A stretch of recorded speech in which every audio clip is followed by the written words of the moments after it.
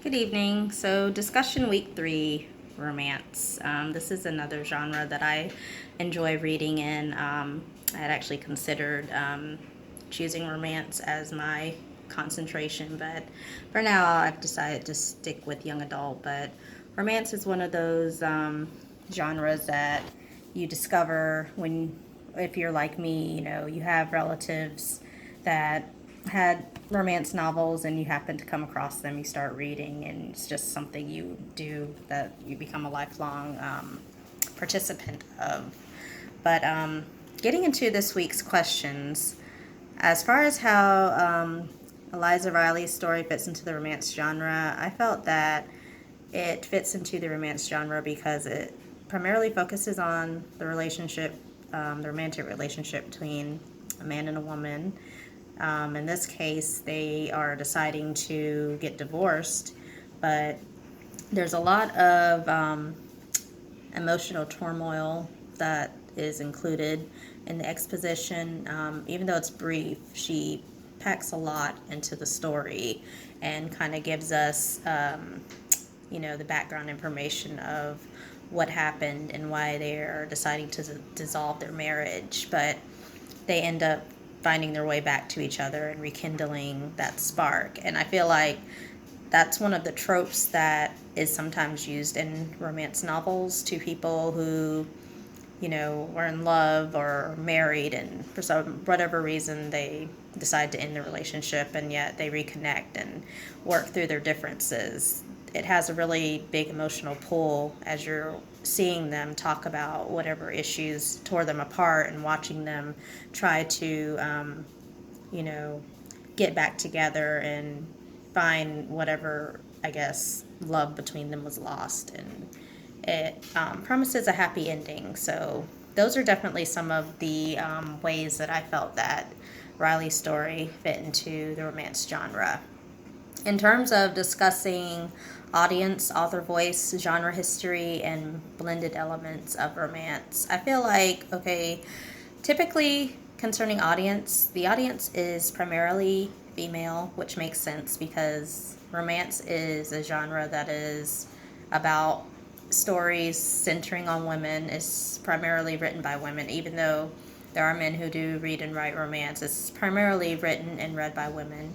And the stories just speak to, in my opinion, female fulfillment and empowerment.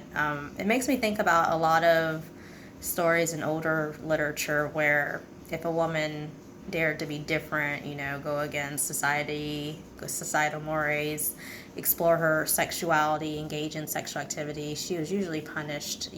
Best case scenario, she might have been sent to a convent. Worst case scenario, she dies at the end of the story. So none of that is present in romance novels, and that's really refreshing. For one, a woman's not punished for exploring her sexuality or going after what she wants.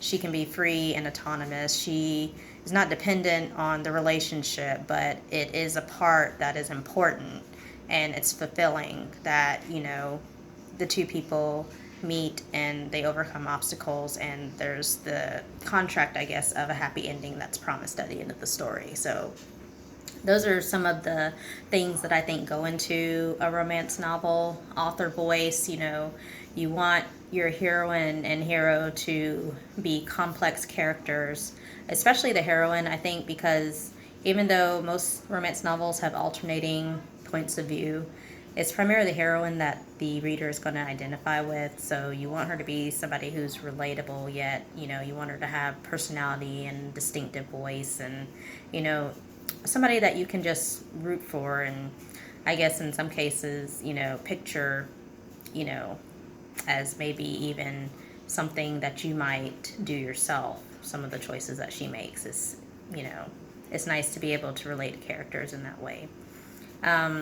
Genre history and blended elements. I'm not sure why romance is one of the least respected genres. I guess, I've read a lot of articles discussing this. It has a lot to do with, I guess, going back to the fact that it's primarily dominated by women.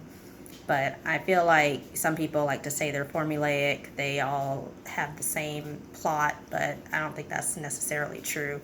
While there are certain tropes that the romance novel does include, that are similar in some novels. The way that you go about employing those tropes, using them in the story, is totally up to you. And even sometimes there's ways to find new ways to use these tropes. So really, it's as creative as the writer wants to be. So, and blended elements. I like that there's a lot of variety. There's historical, paranormal, horror, fantasy.